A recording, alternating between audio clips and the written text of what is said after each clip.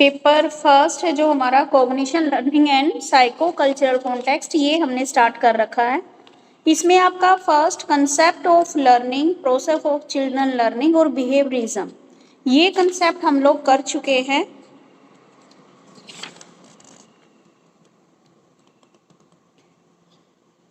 Ideas of behaviourism ये हो चुका है। आज हम करेंगे इसका जो आपके सिलेबस में सेकंड पॉइंट दे रखा है, कंस्ट्रक्टिविज्म।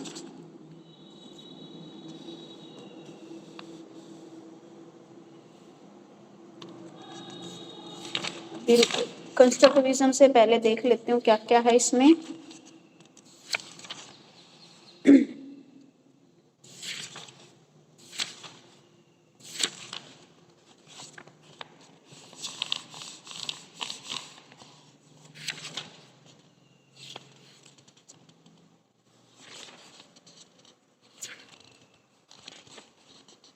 उससे पहले ना बेटा, कल जो मैंने आपको बिहेवियरिज्म पढ़ाया था उसमें हमने कुछ कंडीशनिंग के बारे में बात की थी, अनुबंध के बारे में, जिसमें था हमारा एक क्लासिकल कंडीशनिंग एंड एक था हमारा ऑपरेंट कंडीशनिंग। ठीक है, उसको थोड़ा सा यहाँ पे अकॉर्डिंग टू जो भी हमारे साइकोलॉजिस्ट हैं उन्होंने अलग अलग थ्योरी के द्वारा इसको डिफाइन किया है। पहले एक बार ये कर लेते हैं, उसके बाद हम क्या करेंगे, कंस्ट्रक्टिविज्म वाला टॉपिक करेंगे। वैसे इसमें बता नहीं रखा सिलेबस में कि बिहेवियरिज्म और इसकी थ्योरीज नहीं बोल रखी।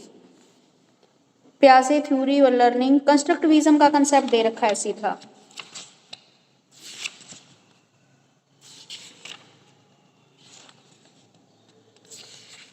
चलो एक बार इनको भी देख लेते हैं। फैक्टर ऑफ कंडीशनिंग में क्या क्या है आपके। फर्स्ट है आपका रिपीटेशन ऑफ स्टिमुली।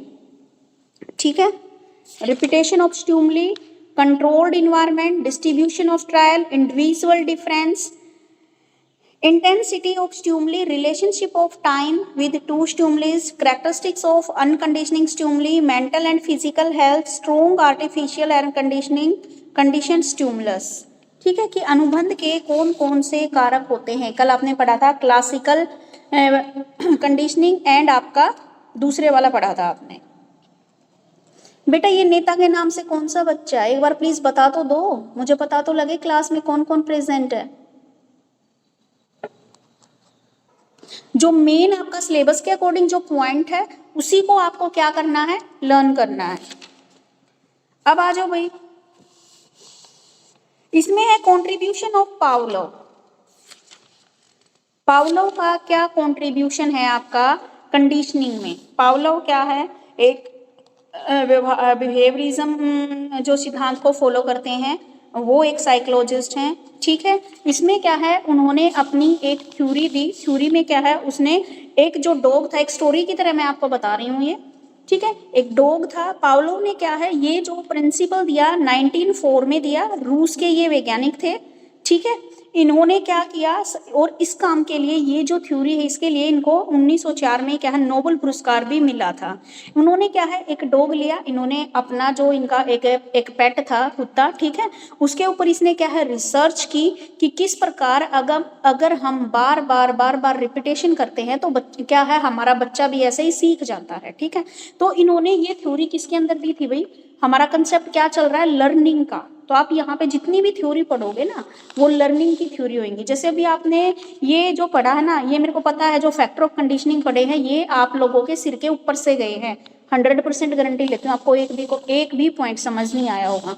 ठीक है, लेकिन अभी जो आप थ्योरी जो पढ़ोगे ये सारी की सारी लर्निंग की थ्योरी है, यानी कि किस तरीके से हम बच्चे को सिखा सकते हैं। तो यहाँ पर जितने भी साइकोलॉजिस्ट हैं उन्होंने थ्योरी देने से पहले उनके ऊपर रिसर्च की, उनको क्या किया, उसको सिद्ध किया और उसके बाद उनको क्या है एजुकेशन में ऐड किया गया। अगर आप कोई भी काम है जब तक आप उसको प्रूफ नहीं दे दोगे तब तक उस काम को कोई नहीं मानता। तो इन्होंने क्या है, पावलोव ने इसका जो पेट डॉग था उसके ऊपर इसने क्या है रिसर्च की। इसने क्या किया, उसको कुत्ते को एक उसमें कमरे में बंद कर दिया और जब भी घंटी बजाते उसको घंटी बजाता और कुत्ते को खाना दे देता।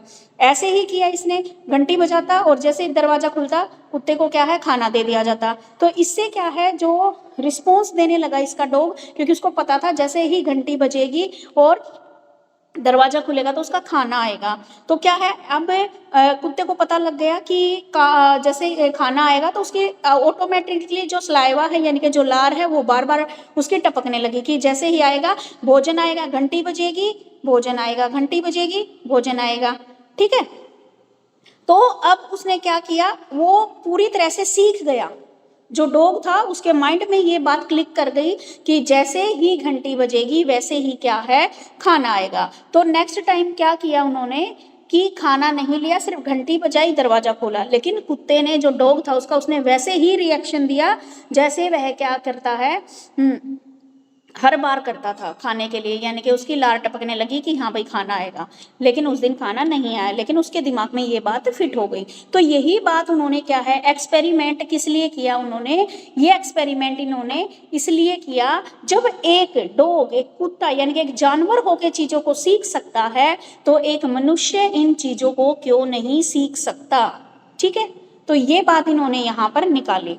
ऐसे ही क्या थे जो हमारे वॉटसन थे, वॉटसन ने भी एक ऐसा ही प्रयोग किया था। उसने क्या था, एक अपने बेटे के ऊपर उन्होंने रिसर्च की। उनका 1 साल का बेटा था, वो क्या था, बच्चे को खेलने के लिए खरगोश दिया। पहले बच्चा क्या था, डरता था उस खरगोश से, ठीक है, उसकी आवाज से डरता था। लेकिन बार बार क्या है, वह उस खरगोश को उसके पास लेके जाता। बच्चा पहले डरता, लेकिन धीरे धीरे क्या है, उसको उस चीज की हैबिट पड़ गई, ठीक है, कि ये अब मेरे को नहीं खाने वाला। ठीक है, तो इसमें ये रिसर्च करने का मेन मोटिव क्या था कि जब एक जानवर के जरिए हम या एक जानवर सीख सकता है तो इंसान क्यों नहीं सीख सकते। ठीक है, तो इसलिए उन्होंने क्या है, ये थ्योरी दी थी। अब इस थ्योरी में इन्होंने क्या बताया,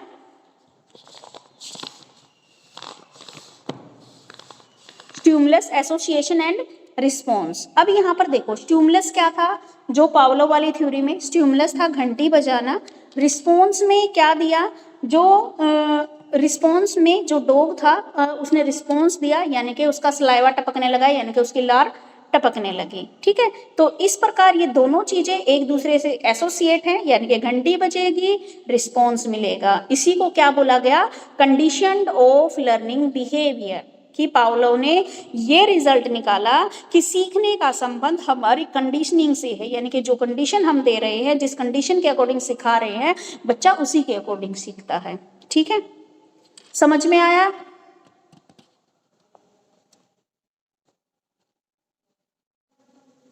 यस मैम, आ गया समझ में। Ritu, yes ma'am. चलो ठीक है बेटे। आरती, आरती को आ गया। Ritu, yes ma'am.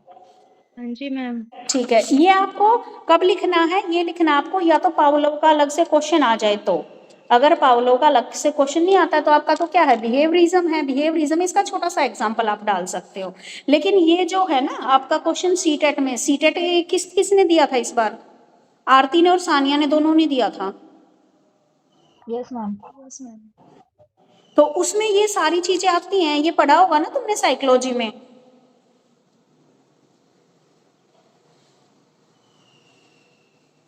इसमें से क्वेश्चन आता है, इसमें से क्वेश्चन आता है कि कंडीशंस वाला कौन सा कंसेप्ट है इसमें और अनकंडीशंस वाला कौन सा कंसेप्ट है। अब देखो भाई, उसके बाद है इसमें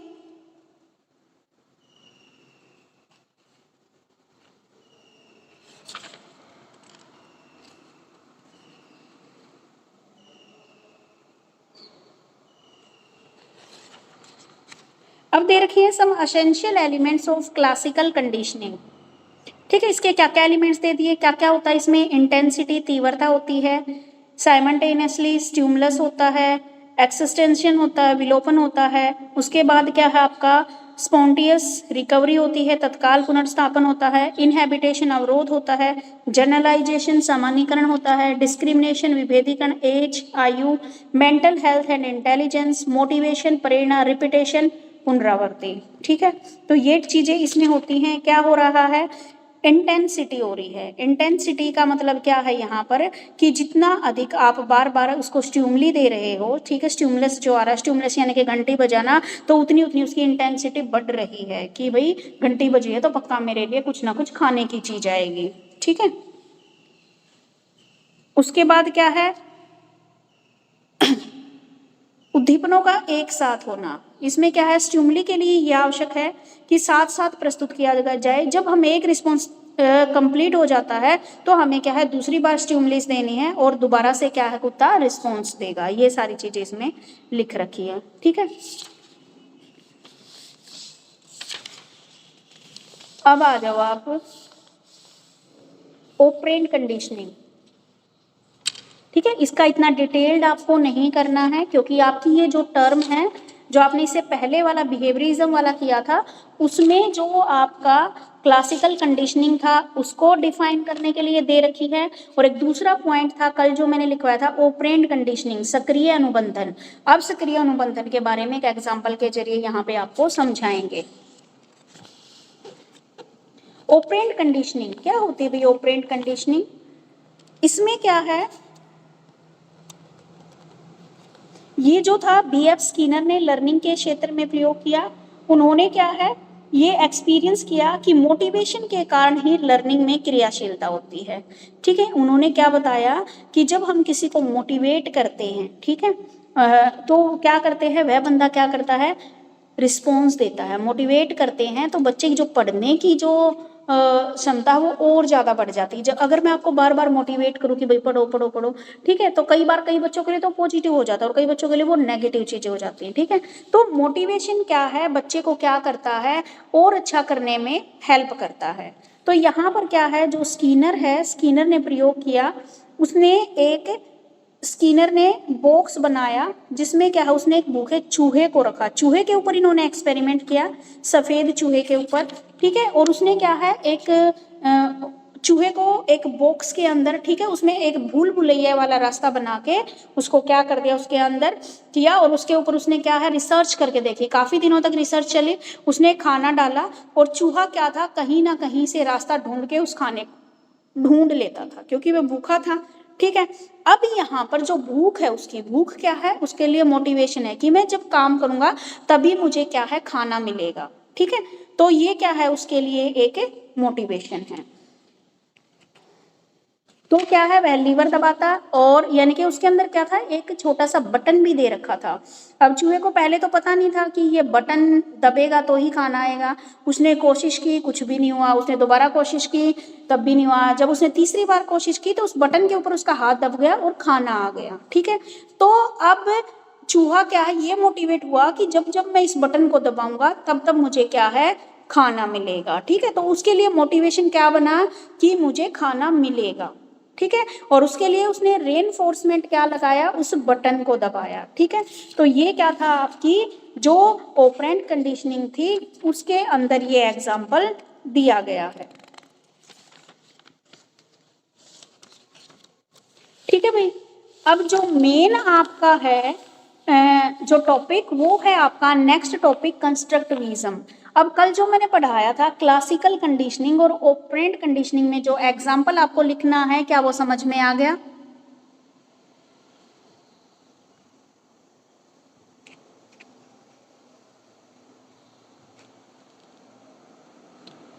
यस मैम। ठीक है, तो हम अपने मेन टॉपिक पे आते हैं। बीच का जितना भी आपको एक्स्ट्रा दे रखा है उसको आप कट कर सकते हो, क्योंकि लक्ष्मी वाली बुक में बहुत एक्स्ट्रा दे रखी होती हैं चीजें।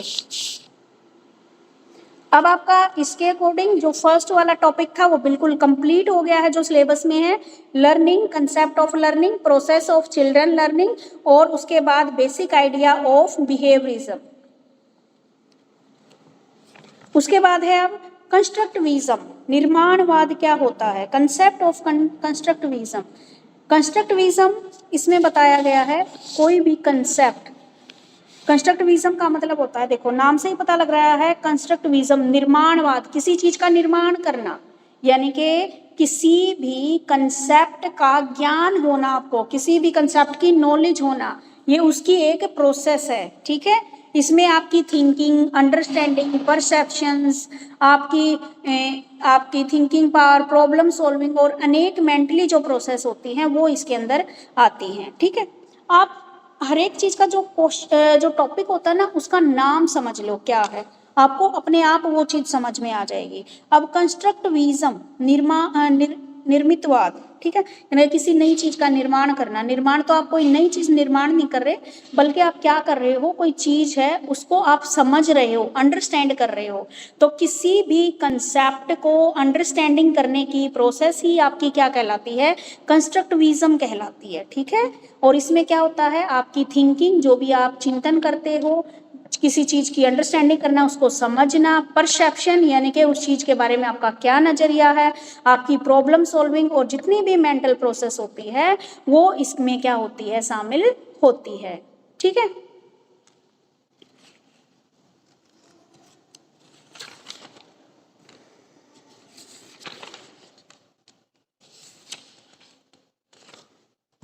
अब देखो भाई, इसमें इतना एक्स्ट्रा जो दे रखा है वो करने की जरूरत नहीं है, ठीक है। जस्ट सबसे पहले कंसेप्ट ऑफ कंस्ट्रक्टिविज्म पढ़ा है तो उसी को आप पढ़ो, ठीक है। अब मुझे बताओ, कंस्ट्रक्टिविज्म का मीनिंग क्लियर हुआ?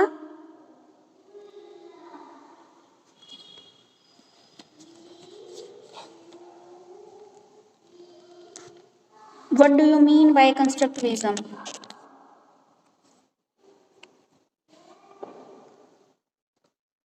मैम किसी चीज को सोचना या किसी चीज को समझना, हाँ उसी को निर्माण।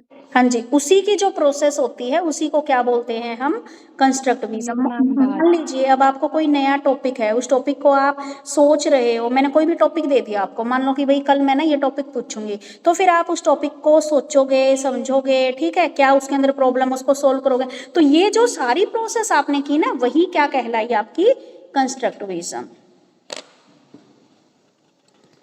अब इसमें और क्या क्या है भाई, उसके बाद इसकी अजम्पशंस दे रखी है, ठीक है। आरती, इसमें ना जो मेन चीज है ना बेटा, उस पे अंडरलाइन कर लेना आप। Okay ma'am. हाँ जी, क्योंकि इसमें ना एक्स्ट्रा बहुत ज्यादा दे रखा है और आपको ये इतना एक्स्ट्रा लिखने की जरूरत नहीं है, क्योंकि मैक्सिमम आपका 8 नंबर का क्वेश्चन आता है। अब अजम्पशंस देखो, इसकी क्या क्या अवधारणाएं हैं। जो कंसेप्ट फॉर्मेशन होती है, लर्निंग करता है उसको क्या है, फिजिकली तौर पे करता है, यानी कि इसमें एक्टिव लर्निंग होती है। बिल्कुल सही बात है, अगर मैं कल आपको कोई टॉपिक करने के लिए दे दूं तो वो क्या रहेगी आपकी, पैसिव तो नहीं रहेगी, पैसिव का मतलब तो आपने कुछ किया ही नहीं, एक्टिव लर्निंग रहेगी। तो जो आपका कंस्ट्रक्टिविज्म है वो क्या है, आपकी सक्रिय अधिगम, एक्टिव लर्निंग है, यानी कि आपको एक्टिव होके क्वेश्चंस को ढूंढना पड़ेगा, ठीक है। जो टॉपिक दिया है उससे रिलेटेड, चाहे आप चैट जीपीटी से ढूंढो, चाहे गूगल से सर्च करो, चाहे अपनी बुक से सर्च करो, ठीक है। तो आपने क्या किया, वहां पर सोचा, सबसे पहले सोचा कि भाई मैं कहाँ कहाँ से ढूंढूं, क्या क्या मैं याद रखूं, क्या क्या चीजें इसके अंदर शामिल करूं, तो सारी मेंटल प्रोसेस, इसलिए इसको क्या बोला गया है, एक्टिव लर्निंग है, ठीक है, बिल्कुल सही बात है। दूसरा है संकेतात्मक रूप से करते, तो स्वयं क्रिया का, इसमें क्या करते हैं, हम स्वयं किसी एक्टिविटी को रिप्रेजेंट करते हैं, ठीक है। अब मैंने काम तुम तीनों को दे दिया, तो उस काम को तुम स्वयं करोगे, अपने मम्मी पापा को नहीं बोलोगे कि मैडम ने ये काम दे रखा और हमारा ये ढूंढ ढांड के दे दो, जी नहीं, आप उस काम को क्या करते हो, स्वयं करते हो। तो इसकी अजम्पशंस में क्या क्या है भाई, जो कंस्ट्रक्टिविज्म की जो प्रोसेस है वो क्या है, एक्टिव लर्निंग होती है, उसमें हमें सक्रिय रहना पड़ता है, एक्टिव रहना पड़ता है, ठीक है। दूसरी बात क्या बताई गई है, उसको हम स्वयं रिप्रेजेंट करते हैं, सेल्फ रिप्रेजेंटेशन होता है इसमें। और थर्ड पॉइंट क्या बताया गया है, इसमें क्या है, हम सामाजिक रूप से करते हैं और अपना अर्थ दूसरों को कम्युनिकेट करते हैं। अब इसमें क्या है, मैंने जो टॉपिक आपको दिया, आपने उसके ऊपर सारा काम किया और अगले दिन वो टॉपिक आप क्लास में रिप्रेजेंट करते हो, यानी कि आपके जो जो विचार हैं, जो जो आप ढूंढ के लाए, उसको क्या किया आपने, अगले दिन क्लास में आके उसको कन्वे कर दिया, यानी कि सब बच्चों को बता दिया। क्या तीनों अजम्पशंस और इसका मीनिंग क्लियर है? Yes ma'am. ठीक है। मैम एक तो है सक्रिय लर्निंग, एक है स्वयं learning, ma'am self learning, ma'am एक। देखो, सबसे पहले तो आप एग्जाम्पल खुद सेट करो। सक्रिय लर्निंग है, सक्रिय लर्निंग एक्टिव होके आप काम कर रहे हो। दूसरा, स्वयं आप ये काम कर रहे हो, यानी कि इसमें जो क्रिया होती है उसमें हम सेल्फ रिप्रेजेंटेशन करते हैं, स्वयं क्रिया का प्रतिनिधित्व करते हैं, यानी कि जो काम मैंने दिया उसको आप स्वयं कर रहे हो। और तीसरी बात कि जो आपने अभी काम कंप्लीट कर लिया, फिर अपने विचारों को आप दूसरों के सामने साझा करते हो, ठीक है।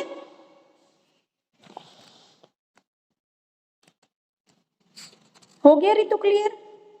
हाँ जी मैम।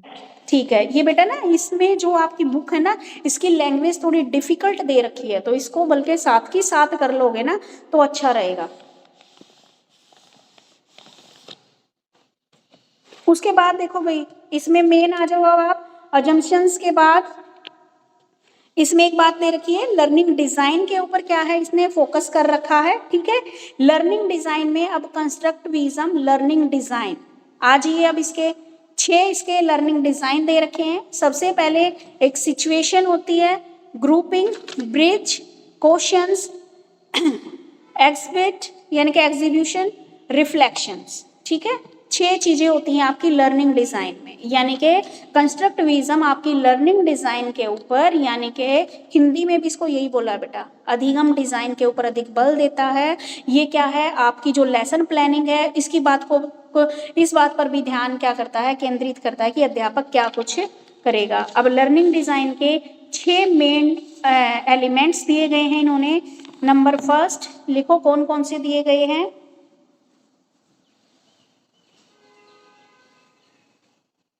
फर्स्ट है सिचुएशन, कोई भी परिस्थिति,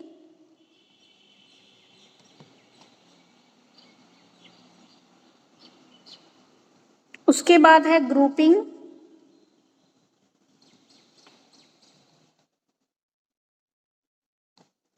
थर्ड है ब्रिज, इंग्लिश और हिंदी दोनों में ही ब्रिज है। फोर्थ है क्वेश्चंस, फिफ्थ है एग्जिबिट, प्रदर्शन, एंड सिक्स्थ एक मैम ग्रुप के बाद ग्रुपिंग के बाद बेटा ब्रिज, ब्रिज के बाद पर्सन यानी कि क्वेश्चन, फिफ्थ है प्रदर्शन एंड सिक्स्थ वन इज प्रतिबिंब, रिफ्लेक्शन।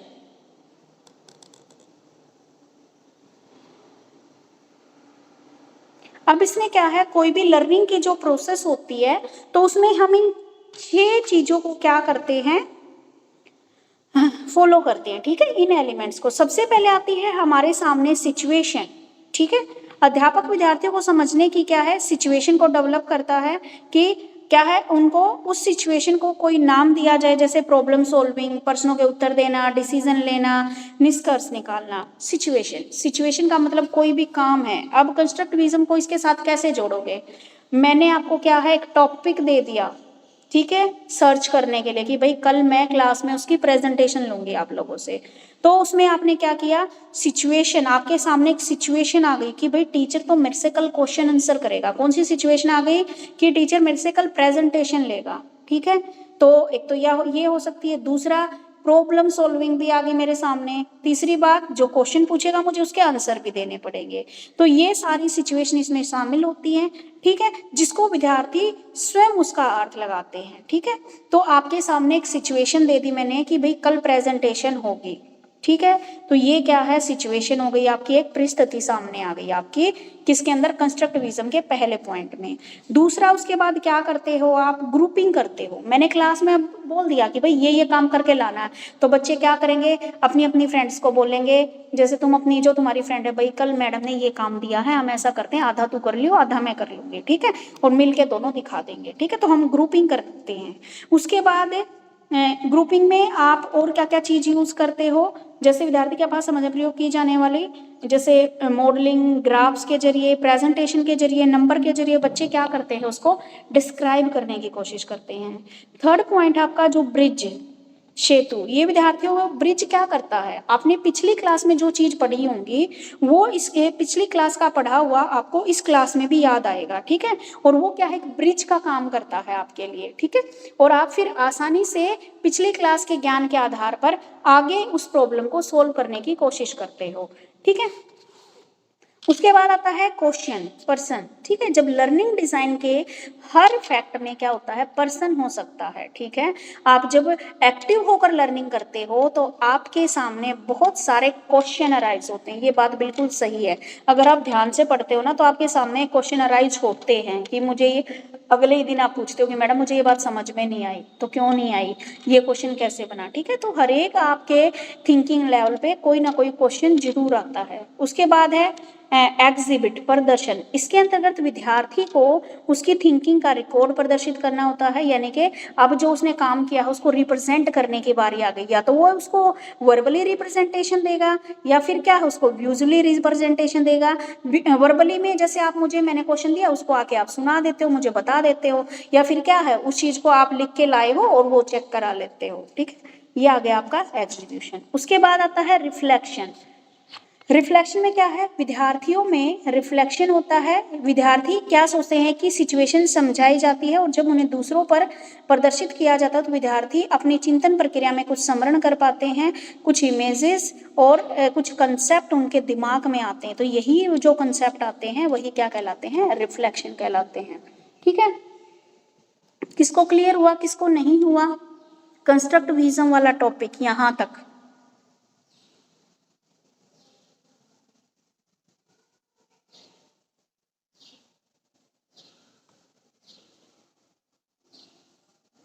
बेटा ऐसे पढ़ाना ना बहुत मुश्किल हो जाता है अगर कोई जवाब नहीं मिलता। तुम खुद पढ़ाओ ना और सामने वाला जवाब ना दे। मैम सारे क्लियर हो गया, बस एक बार फर्स्ट पॉइंट आप बताइए। कोई भी परिस्थिति कैसी परिस्थिति मैम? परिस्थिति ये आ गई कि जैसे टीचर स्टूडेंट को समझाने के लिए एक सिचुएशन को डेवलप करता है। कैसे डेवलप करता है कि मैंने आपको प्रॉब्लम सॉल्विंग वाला दे दिया कि भाई ये प्रॉब्लम है, ये क्वेश्चन है, ये आपको घर से करके लाना है। तो ये कैसी सिचुएशन आ गई, प्रॉब्लम सॉल्यूशन वाली। या फिर मैं दे दूं कि भाई ये टॉपिक है, इसको ढूंढो कैसे भी करो, ठीक है। तो वो आ गई आपके सामने कि मुझे ये प्रेजेंटेशन बनानी है, ठीक है, वो सिचुएशन। Okay ma'am.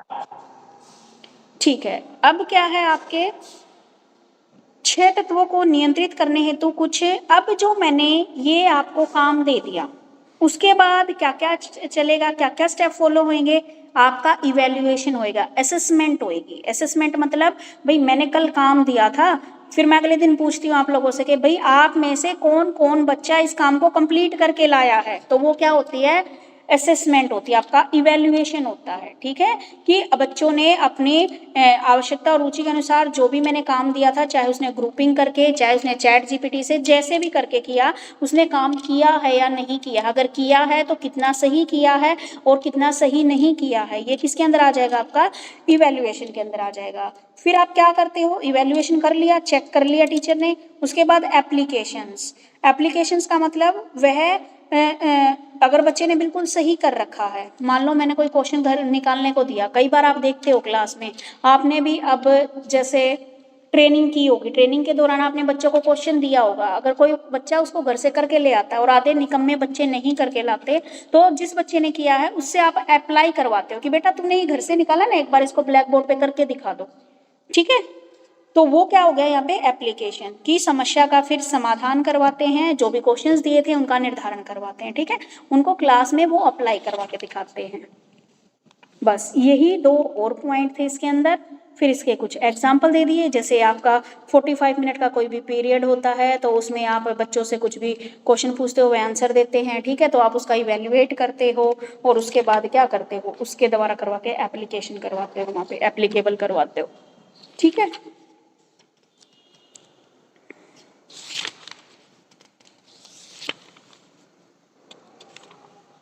तो ये था आपका कंस्ट्रक्टिविज्म वाला टॉपिक।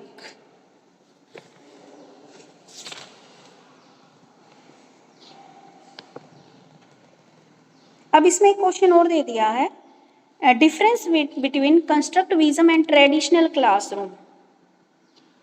इसमें क्या क्या डिफरेंस है, ठीक है। एक तो कंस्ट्रक्टिविज्म क्लासरूम है आपका और एक ट्रेडिशनल। तो ट्रेडिशनल में तो क्या है, बेसिक स्किल्स पर क्या, इसके अलावा भी एक टॉपिक दिया हुआ है, step to control the elements. बेटा इसमें नहीं दे रखा मेरे वाली बुक में। इसमें इसमें 2 पॉइंट दिए हैं, असेसमेंट और एप्लीकेशन। ये तो करा तो दिए मैंने, असेसमेंट और एप्लीकेशंस वाले तो। अभी ये तो दोबारा बता दीजिए।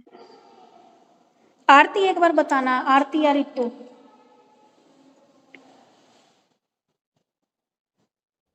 मैम ये जो अभी आपने 6 पॉइंट्स बताए थे कि सिचुएशन आएगी, फिर ग्रुपिंग करते हैं बच्चे, फिर ब्रिज बनाते हैं, इसके बाद जो स्टेप आएगा ये मूल्यांकन का, असेसमेंट का आता है, जिसमें टीचर उनका इवैल्यूएशन करता है कि बच्चे ने करा है या नहीं करा है, अगर करा है तो वो किस तरीके से करा है। फिर सेकंड है जो आपने बताया कि एप्लीकेशन, और हमारे में मैम ये दे रखा है प्लानिंग नियोजन। इसमें जो होता है वो टीचर बच्चों से पूछता है कि आपने ये करा है, किस तरीके से सॉल्व करा है, इसको एक बार क्लास में करके बताओ, और इस सॉल्व करने का प्रोसेस क्या है वो इस टीचर इससे हाँ बच्चों जी, से यानी कि बच्चा जो करके लाया है उसको टीचर ने क्लास में एप्लीकेबल करवा दिया, उसको वहां पे यूज करवा दिया। तुमने भी अभी जैसे क्लास में करके देखा होगा ना, ऐसे जो बच्चे काम करके लाए होगे, भाई अब तुम करके दिखाओ इसको। यस मैम, आ गया समझ। ठीक है, तो तुम ना सारी चीजें अपने खुद से को रिलेट करके करोगे ना तो आपको बहुत इजी लगेंगे। नहीं तो इस बार जो तुम्हारी इसमें दे रखी है ना, बहुत डिफिकल्ट लैंग्वेज दे रखी है, तुमने खुद भी पढ़ के देखी होगी बुक।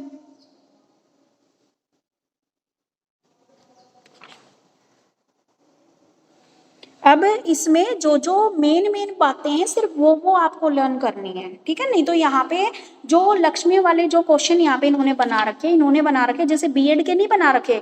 बीएड में तो एक क्वेश्चन 16 मार्क्स का आता है, लेकिन आपके तो 2-2 नंबर के भी आएंगे, 5-5 नंबर के भी आएंगे और आपके 8-8 नंबर के भी आएंगे, तो उनमें इतना लंबा नहीं लिखा जाता।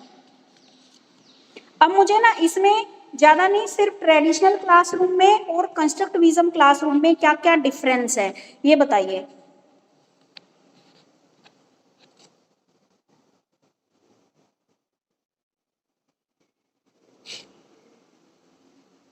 तीन बच्चे हो, तीनों 2-2 पॉइंट पढ़ के बता दो चाहे।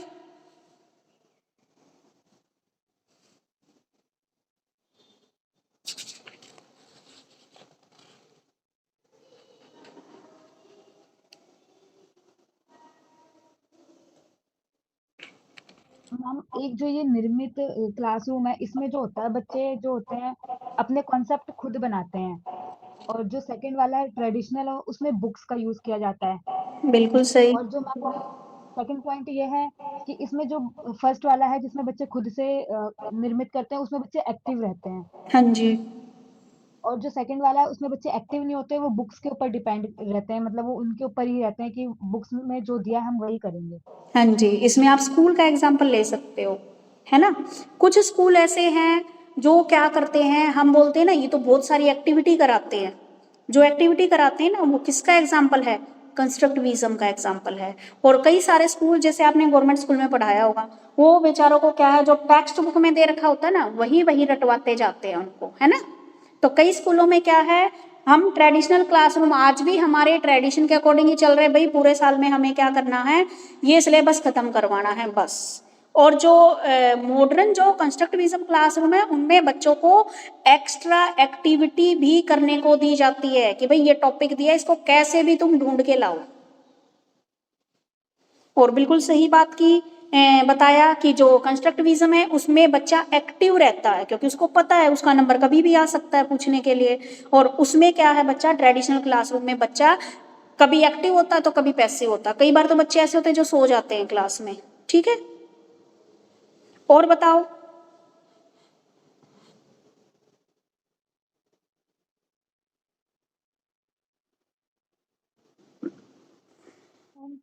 ट्रेडिशनल क्लासरूम होता है, इसमें जो प्राइमरी मतलब जो स्टार्टिंग में बच्चा पढ़ता है वो बुक के हेल्प से खुद ही पढ़ता है, और जो कंस्ट्रक्टिविज्म क्लासरूम होता है उसमें ग्रुप में बच्चे पढ़ते हैं। हाँ बिल्कुल सही है। और मैम जो ट्रेडिशनल क्लासरूम होता है उसमें बच्चे रिपीटेशन करते हैं, बार बार उसी चीज़ को पढ़ते हैं। और कंस्ट्रक्टिविज्म में जो है मतलब और बच्चों के साथ और टीचर की हेल्प लेकर वो जो करते हैं उसमें फिर उनको सुधार भी मिलता है। हाँ जी, कुछ मतलब नया कंसेप्ट या नई एक्टिविटी भी सीखते हैं वो। Yes ma'am. ठीक है, अब रितु आपकी बारी, कोई भी 2 पॉइंट निकालो। इससे पता है तुम्हारी एक्टिव लर्निंग रहेगी, नहीं तो मैं बोलती रहूंगी, याद है तो पता नहीं मैम ट्रेडिशनल क्लासरूम में टीचर्स के साथ मिलके बच्चा पढ़ता है, इसमें टीचर्स की महत्वपूर्णता ज्यादा होती है। हाँ वेरी और गुड। मैम दूसरे में मतलब सेल्फ स्टडी तो करते हैं, उसमें टीचर की महत्वपूर्णता नहीं होती है, बच्चे की जब प्रॉब्लम होती है तब वहां पे वो टीचर्स की हेल्प लेते हैं। हाँ जी, वहां पर टीचर की एक सुविधाजनक फैसिलिटेटर की भूमिका होती है। और एट प्रेजेंट जो मॉडर्न अप्रोच है आपकी एनईपी के अकॉर्डिंग ये क्वेश्चन आ जाता है सीटेट में कि टीचर की क्या भूमिका है। तो टीचर की क्या भूमिका है? एज ए फैसिलिटेटर, एक सुविधाजनक की।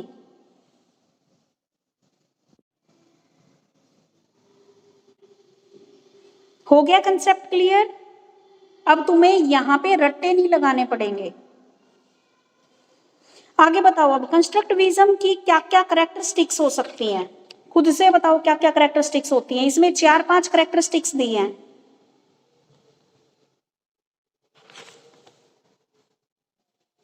बताओ क्या विशेषताएं हैं। लर्निंग वो एक्टिव लर्निंग होगी। हाँ जी वेरी और लर्निंग इज रिफ्लेक्टिव, मतलब इसमें पता भी चल जाएगा कि बच्चे ने कितना सीखा है कितना नहीं सीखा है। हाँ जी बिल्कुल सही बोला। आगे 2 बताओ रितु, आप 2 पॉइंट।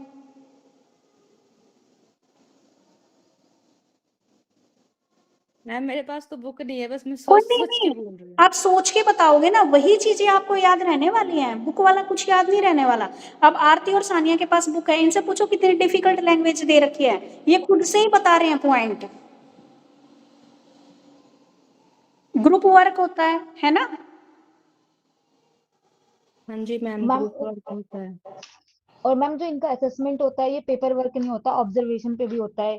टीचर ऑब्जर्व करके बताता है कि बच्चा कैसा है कैसा नहीं है। हाँ जी। बच्चों का इंटरेस्ट इसमें ज्यादा बढ़ता है मैम, हाँ वो जी। पार्टिसिपेट करते हैं ज्यादा। हाँ जी, और सहयोगी लर्निंग होती है, ठीक है, कोऑर्डिनेशन होता है उनकी लर्निंग के बीच में। लर्निंग एक्टिव मोड पे होती है, रिफ्लेक्टिव भी होती है, यानी कि बच्चे क्या है जो रिफ्लेक्टिव कैसे हुई, मैंने एक टॉपिक दे दिया, अगर मैंने वो टॉपिक आरती से बोला कि बेटा आपको कल तैयार करके लाना है, तो आरती उसको अच्छे से मेहनत करेगी, तैयार करेगी, और फिर उसको वो वही टॉपिक जो मैं पढ़ा रही ना उसकी बजाय जो उसने खुद पढ़ाया है वो टॉपिक उसको बड़े अच्छे से क्लियर होएगा। वही क्या होती है रिफ्लेक्टिव, कि आपको जो काम दिया जाता है ना, अगर आप उसके ऊपर काम करते हो तो आप उस चीज के एक्सपर्ट बन जाते हो। इंक्वायरी बेस्ड होता है ना, आप इसमें क्या करते हो, इंक्वायरी करते हो, चाहे आपने चैट जीपीटी से पूछा, चाहे आपने किसी भी चीज से पूछा, ठीक है। आ गया समझ में? Yes ma'am. अब यस मैम। यूजेज में अब ना तुम्हें ना इतना बड़ा बड़ा नहीं करना। आरती और सानिया यहाँ पे, तुम्हारे पास भी सानिया यही है बुक लक्ष्मी वाले? यस मैम, लक्ष्मी वाली है मेरे पास भी। इसमें इस बार देखो कुछ ज्यादा सिलेबस दे रखा है इसमें। यस मैम, बहुत लंबा लंबा दिया हाँ है। बहुत लंबा। और तुम्हें ना इसमें क्या करना है, जो होता जाए ना तुम्हारा जो फर्स्ट पेज पे जो सिलेबस है उसके नीचे अंडरलाइन करते चलना कि हमें ये टॉपिक करने हैं, क्योंकि इसमें एक्स्ट्रा क्वेश्चन बहुत ज्यादा दे रखे हैं, ओके मैम। ठीक है। अब कंस्ट्रक्टिविज्म कंप्लीट है।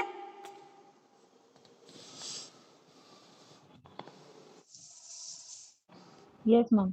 अब इसके बताओ मुझे, इसके कुछ कंस्ट्रक्टिविज्म के कुछ आलोचनाएं भी की गई है, क्रिटिसाइज भी किया। यूजीज में तो देखो, यूजीज में तो आप बताओ दोगे कि रटने पे ध्यान नहीं देते, हम खुद करके देखते हैं चीजें, हम खुद ऑब्जर्व करते हैं, ठीक है, हमारी स्किल्स डेवलप होती हैं, तो ये तो आप यूजीज में या इसके एडवांटेजेस में लिख दोगे। डिसएडवांटेजेस में क्या लिखोगे?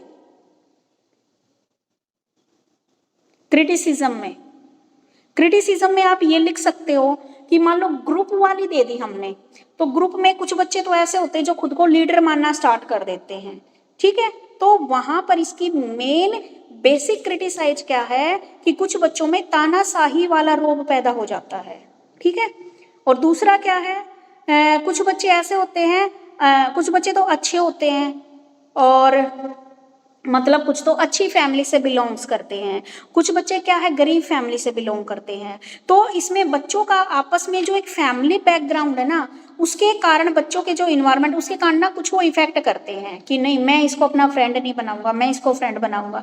तो ये यहाँ पर क्या है बच्चों के बीच में जो बैकग्राउंड वाली बात है ना, ये गलत आ जाती है। एक है इसमें कक्षा कक्ष की तुलना में बेसिक कौशल्स के संदर्भ के जो यानी कि जो बेसिक जो स्किल्स है ना, उनकी तरफ ध्यान नहीं दिया जाता। ये तीन क्या है इसके क्रिटिसिज्म है, इसकी हानियां हैं। समझ में आ गई?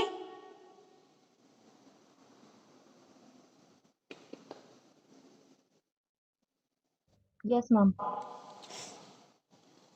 ऋतु तो गायब थी। बेबी रोने लग गया। नहीं, इसकी बताना बेटा क्रिटिसिज्म बताना है, इसकी आलोचनाएं या फिर इसके डिसएडवांटेजेस कंस्ट्रक्टिविज्म में। एक तो क्या हो गया कंस्ट्रक्टिविज्म में हम एक्टिविटीज तो करा रहे हैं, जो बेसिक स्किल्स हैं उनको पीछे छोड़ देते हैं, बच्चे की बेसिक स्किल्स को तो देखते ही नहीं, उनके वैसे एडवांस बनाने की कोशिश करते रहते हैं। दूसरी बात, जब ग्रुपिंग करते हैं तो कुछ बच्चे जो ज़्यादा इंटेलिजेंट होते हैं वो क्या करते हैं पूरे ग्रुप के ऊपर अपना अपना अधिकार जमाना शुरू कर देते हैं। और तीसरा क्या है, बच्चे के बीच में जो बैकग्राउंड वाली बात आ जाती है। ठीक है, सारे बच्चे मान लो एक ग्रुप में हमने 10 बच्चे कर दिए, तो 10 में जरूरी नहीं कि सभी बच्चों की आपस में बने, कुछ बच्चों की हो सकता है ना भी बन पाए।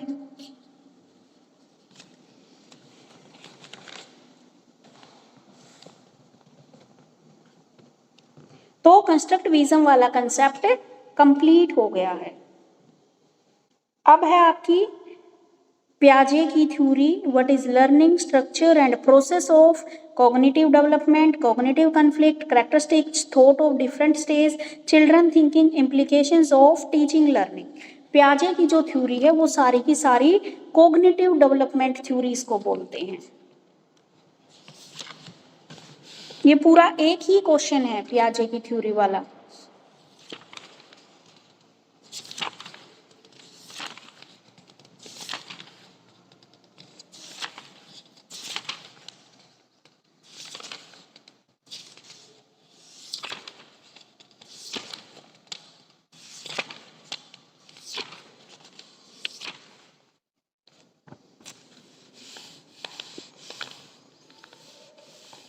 अब देखो भाई पियाजे की थ्योरी,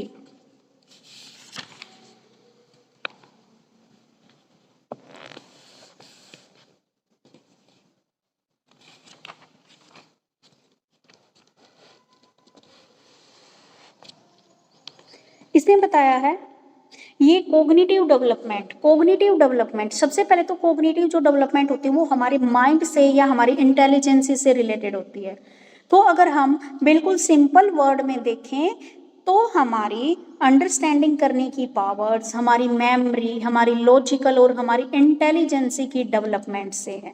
ठीक है, यानी कि कॉग्निटिव डेवलपमेंट का अर्थ हमारी समझने की शक्ति, हमारी मेमोरी, हमारी लॉजिकल पावर और हमारी इंटेलिजेंसी को डेवलप करना है। ठीक है, जब बालक इसमें बताया गया है कि बालक जन्म के कुछ घंटे बाद ही ज्ञानात्मक क्रिया करना प्रारंभ कर देता है। जब बालक 30 घंटे का हो जाता है तो तेज रोशनी पड़ने पर अपनी आंखों को मचकाने लगता है, उसकी ज्ञानात्मक प्रतिक्रिया आरंभ हो जाती है, धीरे धीरे तेज आवाज उसे चौंका देती है। इसको ना मैं तुम्हें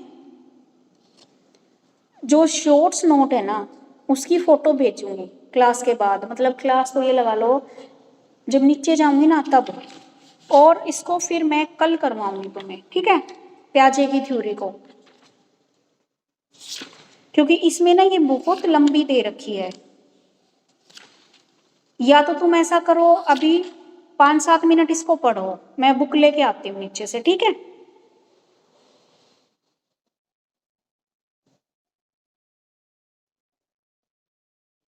ओके मैम। आप 5 मिनट अभी पढ़ो, मैं 3 शेयर कर रही हूँ।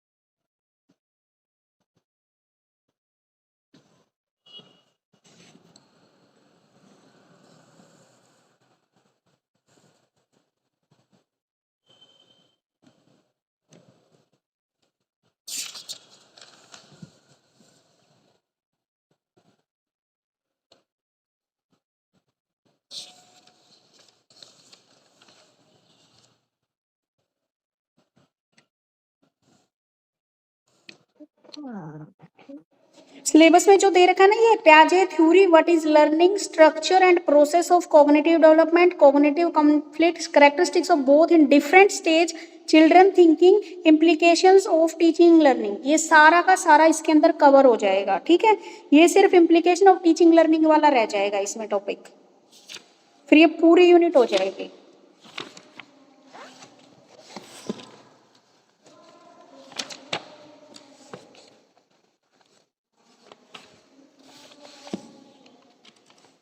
आरती पढ़ना शुरू करो, क्या क्या है इसमें। फर्स्ट वाला पेज आप समझाओ।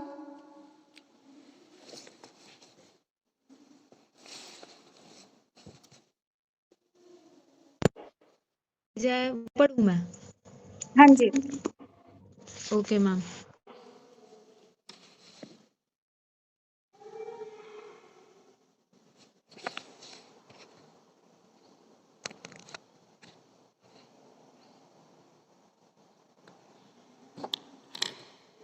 स्क्रीन शेयर करके भी पढ़ सकते हो आप, नहीं तो लाओ मैं स्क्रीन शेयर कर देती हूँ। के बारे में बताया कि स्विट्जरलैंड के थे और इन्होंने संज्ञानात्मक विकास का व्यवस्थित अध्यापन करने वाले प्रथम मनोवैज्ञानिक बने। बाल दर्शन के जनक थे ये।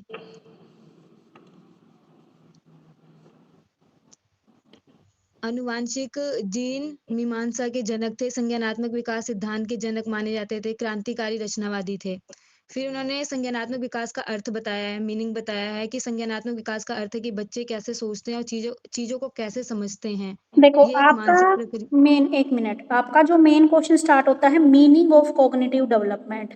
इससे पहले आपको इसमें जस्ट ये करना है कि जो आपकी संज्ञानात्मक विकास का सिद्धांत है वो किसने दिया है, जीन प्याजे ने दिया है। उसके बाद आप याद करोगे यहाँ से मीनिंग ऑफ कॉग्निटिव डेवलपमेंट, संज्ञानात्मक विकास का अर्थ क्या होता है, how children think, explore and figure out think, कि बच्चे कैसे सोचते हैं और चीज़ों को कैसे समझते हैं। ठीक है, ये क्या है, एक मेंटल प्रोसेस है। इसमें बच्चा ज्ञान, कौशल, समस्या समाधान और स्वभाव का विकास होता है और बच्चे को उसके आसपास की दुनिया के बारे में सोचने और समझने में मदद मिलती है। ठीक है, मीनिंग क्लियर हो गया कॉग्निटिव डेवलपमेंट का।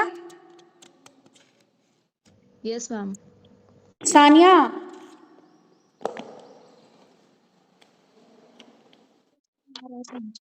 पहले मेरे को ये बताओ, मेरी स्क्रीन शेयर हो रखी है? Yes ma'am. चलो ठीक है, स्क्रीन शेयर हो रखी है तो अभी यहाँ तक मुझे बताओ मीनिंग किसको क्लियर नहीं हुआ।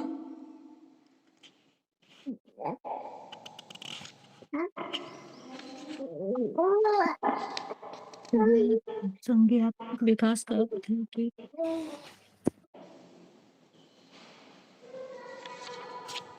चलो देखो, यहाँ तक क्लियर है?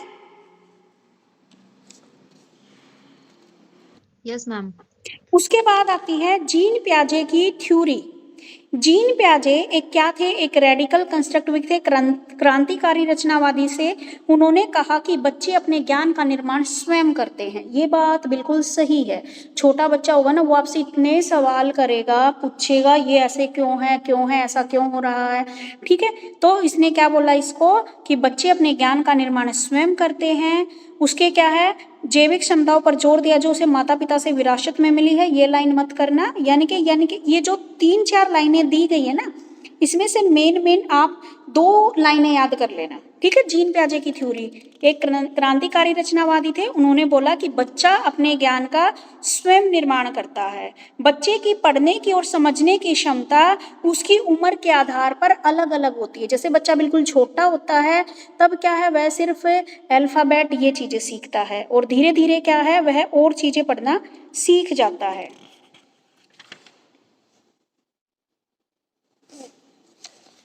कौन सा बच्चा पढ़ेगा, एक बार इसको पढ़ो।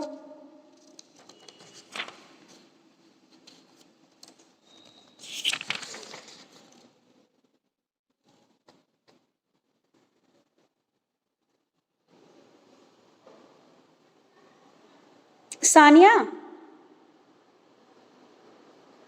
Yes ma'am. बेटा इसको पढ़ो, यहाँ से पढ़ो, जो पेज नंबर 42 है ना, अकॉर्डिंग टू जीन प्याजे एलिमेंट ऑफ डेवलपमेंट।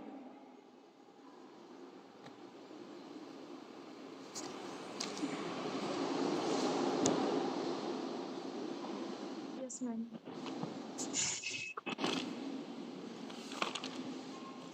बिल्कुल स्टार्टिंग से फर्स्ट लाइन से पढ़ूँ ना, अकॉर्डिंग टू पियाजे। हाँ जी, अकॉर्डिंग टू पियाजे।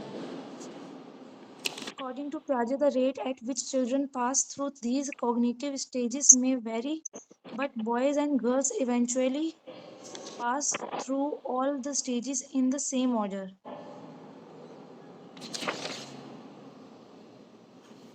कहाँ से पढ़ रही है तू? Ma'am, first line. जो मैंने भेजा उसी में पढ़ रही है? Yes, ma'am. Page children page पास। नंबर 42 पे सबसे ऊपर। अच्छा। इसमें बताया गया है, पियाजे ये बोलते हैं कि बच्चे जब अलग अलग स्टेजेस से गुजरते हैं तो उनमें क्या होता है, डिफरेंस होता है। डिफरेंस यानी कि लड़के और लड़कियों में भी जब वो अलग अलग स्टेजेस से गुजरते हैं तो उनमें डिफरेंस आता है। ये स्टेजेस ना अभी आप आगे पढ़ोगे कि उसने हमारे जो इसको 4 भागों में डिवाइड किया है, ठीक है। एक तो होती है हमारी सेंसरी मोटर स्टेज, उसके बाद आएगी आपकी pre operational stage, concrete operational stage, abstract operational stage, ठीक है। ये अलग अलग स्टेजेस में, जैसे जो लास्ट वाला पेज है ना 46 जो मैंने भेजा है, तो इसने ये जो लाइन बताई उसमें यही बताया कि अलग अलग स्टेजेस में बच्चों का जो डेवलपमेंट होता है वो अलग अलग होता है, ठीक है। कल ना मैं इसको कंप्लीट करवाऊंगी, आपका काम क्या है, इसको पढ़ के आना है एक बार, ठीक है। Okay ma'am. और आज एक ही क्वेश्चन है कंस्ट्रक्टिविज्म वाला, उसको भी याद रखना। और ये वाला कल मैं तुम लोगों से ही पहले डिस्कस करूंगी, उसके बाद मैं समझाऊंगी कि तुम लोगों ने क्या क्या पढ़ा इसके अंदर। इसके अंदर जो ये वर्ड है ना स्कीमा और स्कीमिज, ये आपके सीटेट में पूछा जाता है कि स्कीमा वर्ड किसने, कौन से साइकोलॉजिस्ट ने यूज किया। तो स्कीमा वर्ड सिर्फ और सिर्फ पियाजे की थ्योरी में ही आता है।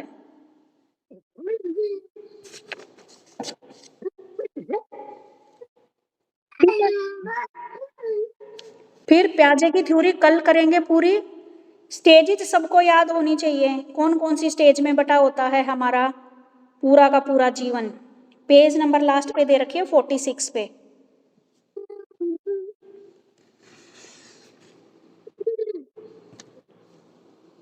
Okay ma'am.